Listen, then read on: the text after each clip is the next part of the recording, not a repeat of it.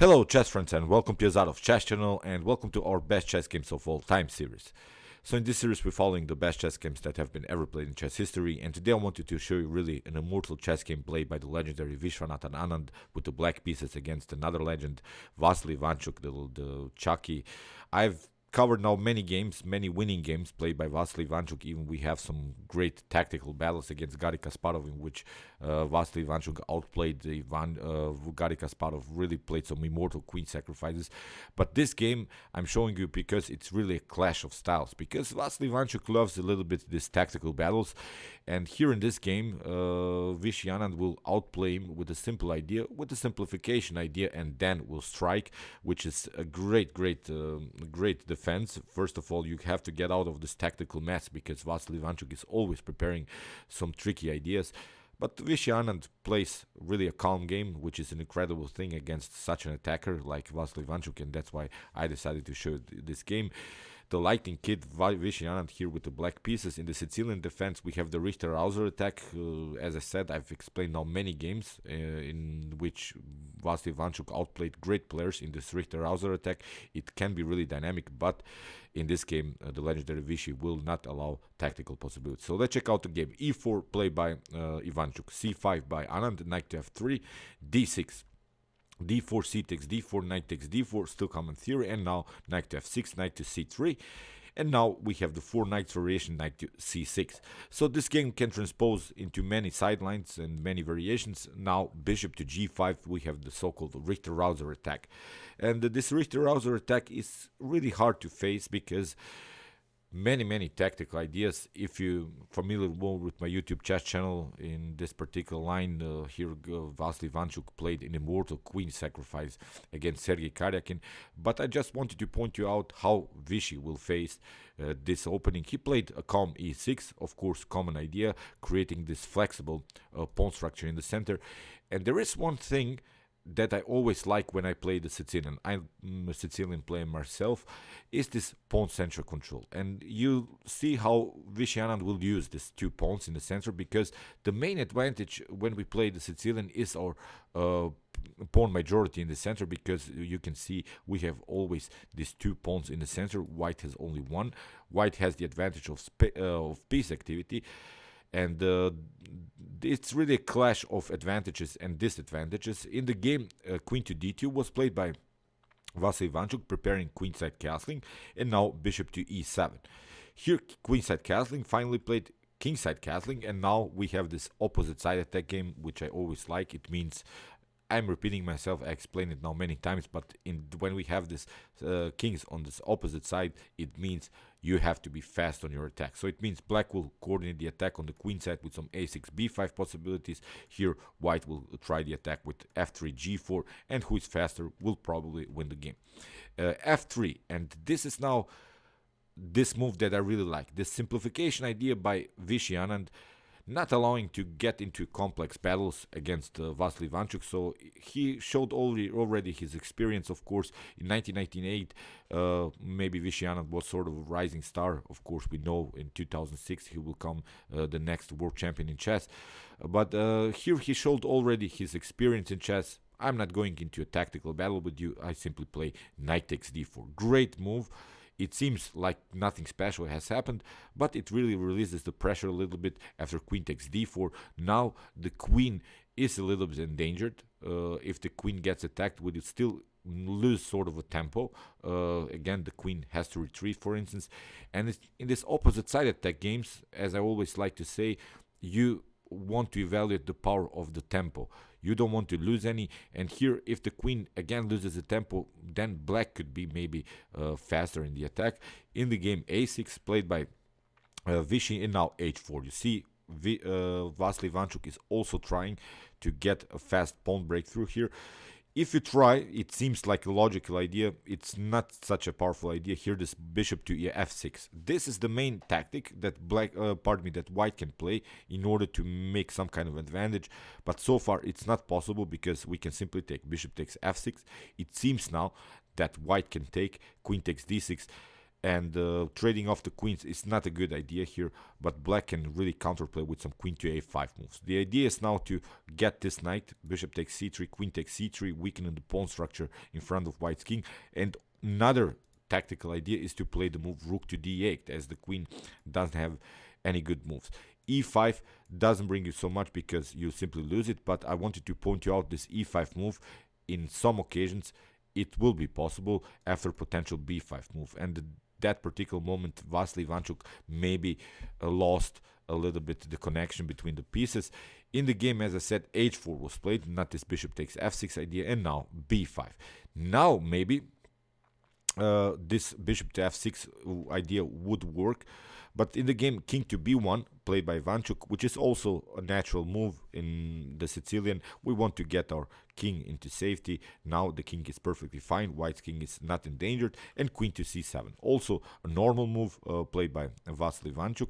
And here he played, I think, maybe the first slight inaccuracy. Now finally it was time, I think, to take the bishop, the knight on f6. After bishop takes f6, we would have now the opportunity to play queen takes d6, and now if the queen comes on a5, the more important thing is that now the e5 pawn is not protected. We could really try here some b5 moves for ourselves, and now finally we could try maybe to kick away the bishop. You could maybe counterplay with some rook to d8 ideas, but now queen to c5 I think can solve positional problems of white.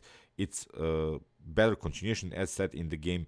h5 was played by Vassily Ivanchuk, which is of course a threat. The threat is to play h6, getting somehow this pawn deflected from the defense of this knight on f6. Let's see a bad move which black can play here, maybe bishop to b7, then h6 is the threat. If you, for instance, pass through or take this pawn, then you lose the knight on f6. That's the main tactical idea, but it's a little bit too late, because here after the move h5, h6 is of course black's possibility. And the problem is now, if you take now the knight, bishop takes f6, here bishop takes f6, you could take here the pawn on d6, queen to a5, and again the e5, but now this pawn is on h5, it's not on h4, so now we would have a bishop pair in an open game. This bishop can go here on this very active diagonal on the square g5, and believe me or not, even with the pawn down, this is a dangerous position for white, because these bishops will be activated, this rooks will come on the d, maybe on the c file, and with the activity of this queen, I think white will be crushed. So after this move h6, I think black has solved many positional problems here. That's why I like this game from this positional point of view, also by Anand, but you see also some great tactical skills by the legendary Vishy. Here after the move h6, we have bishop to h4, and now bishop to b7. A calm move, again a developing move. Now our main positional idea is to protect our d6 pawn with some rook to d8 ideas. If that happens, then I think black doesn't have any worries in the continuation of the game. And here Ivanchuk plays, I think, the main mistake. He plays the move knight to e2, retreating with the knight. It leaves now Vishy Anand the opportunity to play immediately a rook to c8, attacking the pawn on c2. And here comes the move, the retreating move, queen to d2. And as I mentioned previously, in this opposite side attack games, you don't want to lose any tempos. Now after this move knight to e2, basically white has lost 2 tempos. This knight is blocking out the bishop, this queen is retreating, so again we have lost too many tempos, and playing against Vishy it's really a deadly situation. Now here finally rook to d8, really black has solved all of the positional problems. Now it's time to strike. So rook to e1 played by Ivanchuk, trying maybe to get some e5 pawn breakthroughs with the support of this rook, but again you have to go somewhere with your queen in the game. e5 played by Vishy Anand, a very nice positional move, because let's imagine you try maybe also natural move a5. It could be a mistake. That's why I like this game by Anand. Then you get here knight to d4. If this knight comes into the game, then you have again the centralized knight. You're attacking the b5. After something like b4, we could play knight to b5, attacking the queen, and white has also solved many positional problems. So that's why here in the game, Vishy Anand played this very important e5 move, restricting the knight's ability to come into the game on d4. And Vassily Ivanchuk played here bishop takes f6, the positional trades of pieces. It seems that after bishop to f6, we have a bad bishop position because this bishop is blocked out by its own pawn. But that's not true, because this bishop can always come into the game here through the square g5, as I mentioned before. So this bishop's activity is a huge one, although in this particular moment it's blocked out by its own pawn. But when we want to go into positional trades of pieces, then you have to secure a blocking system. Now this bishop still can be activated, and it's really dangerous play here for white. So knight to c3, again you see Vassily Ivanchuk loses another tempo with the knight. Okay, we have the opportunity to occupy the d5 square, but it's not a possibility here. Bishop to g5 kicks away the queen, knight, queen to d1, and now after queen to a5, black's pieces are really in attacking formation. Now knight to d5 was played. Let's see a possible continuation if you try maybe rook to h3, rook to g3 ideas in order to make something happen. You get this stunner. I'm sure that Vishy Anand has seen this particular line. Then you have the opportunity to sacrifice the rook for the exchange. Rook takes c3, b takes c3, and now comes a very tricky move, bishop to c8. Really remaneuver the knight, the bishop, and aim it here on the e6, trying to attack this a2 pawn. White could defend with some king to b2 ideas, but now bishop to e6, you have to play a3, and now comes a very cool move, d5. I'm sure that Vishy Anand has seen this tactics, has prepared this tactics. Let's see a possible continuation after e takes d5, rook takes d5. You could cover with the bishop to d3 is a possibility, but then you get rook to c5, and it's game over, as you're gonna lose here this pawn on c3. It's game over. You cannot protect this pawn because, as I mentioned, this bishop's activity is perfectly fine, although it was in that particular moment blocked out by its own pawn. So in the game, after the move queen to a5, so no passive moves were played by Vassily Ivanchuk. Some rook to h3 ideas, g3 ideas. You see this exchange sacrifice is really a tricky idea that Vishy Anand has prepared here, and that's why Ivanchuk tried knight to d5, and now comes really a tactical shot. You can pause the video and try really to find the winning move. It's really a great move that has been played by Vishy Anand. Great attacking style. I'm gonna leave you a couple of seconds. It's really a great tactic.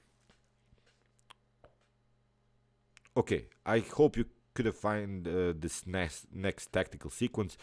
First of all, when we see this knight is really annoying as it's centralized. It's a very annoying knight, and the problem is you don't want to, of course, trade off the light square bishop for this knight on d5, as we would go maybe into opposite colored bishops endgame, and that most of the time leads into a draw. But here Vishy Anand decides to take the knight anyway. Bishop takes d5, e takes d5, and now comes really a tactical beauty. Rook takes c2. Whatever you do, you're basically lost. Queen takes c2 is not a possibility because your rook on e1 is hanging. The same idea if you try maybe queen to d3, rook to bishop to d3 idea. So basically the best move is here to take like Ivanchuk did, king to c2, but it's game over because you get queen takes a2, and now this king is out of game. The main tactical threat is here the move rook to c8. In the game f4 was played, but it's a little bit too late. We have rook to c8, king to d2, bishop takes f4, and the problem is you cannot basically do anything here. If you try even king to d3 to escape, then you get simply queen takes b2 followed with rook to c3. You're gonna be checkmated.